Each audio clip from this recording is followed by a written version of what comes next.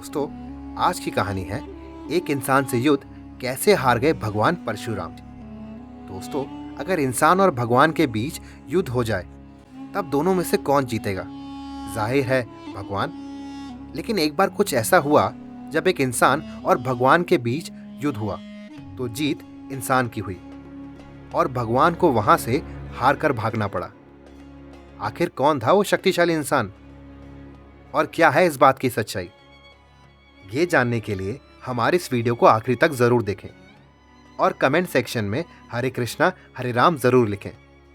तो दोस्तों, विष्णु जी के छठे अवतार थे भगवान परशुराम, जिन्हें ब्राह्मण योद्धा भी कहा जाता था, क्योंकि भगवान परशुराम का जन्म एक ऐसे घर में हुआ था जहां उनके पिता जमदग्नि ब्राह्मण थे और उनकी माता रेणुका क्षत्रिय थी। इस वजह से परशुराम ब्राह्मण भी थे, लेकिन उनमें क्षत्रिय वाले गुण भी थे और वे बहुत ज्यादा ताकतवर थे। महादेव ने उन्हें अपना शक्तिशाली धनुष पिनाक वरदान में दिया था, जिसे कोई भी हिला नहीं सकता था।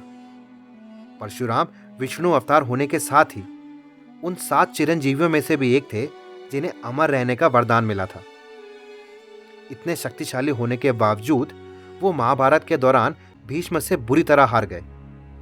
दोस्तों, हैरानी की बात तो ये है कि परशुराम भीष्म के गुरु थे और उन्होंने ही भीष्म को शस्त्र कला सिखाई थी। लेकिन महाभारत के दौरान जब मजबूरन भीष्म को परशुराम से लड़ना पड़ा, उस समय इतनी शक्तियां होने के बाद भी परशुराम इसलिए हारे क्योंकि जब विष्णु अवतार राम जी और सीता माता का विवाह हो रहा था, मां सीता के स्वयंवर में राम जी ने परशुराम का धनुष तोड़ दिया। तब उसकी आवाज सुनकर परशुराम गुस्से में वहां पहुंच गए और पूछा, किसने हिम्मत की है धनुष तोड़ने की? परशुराम बहुत गुस्से में थे और जिसने भी ये काम किया है उसका वध करना चाहते थे। उस समय भगवान श्री राम सामने आए और कहा, ये काम मैंने किया है।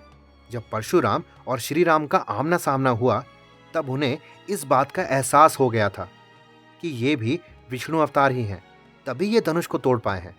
उस समय तक परशुराम धरती पर हो रहे अत्याचारों को समाप्त कर चुके थे और उनका कर्तव्य पूरा भी हो चुका था और वह इस पदभार से अब मुक्त होना चाहते थे।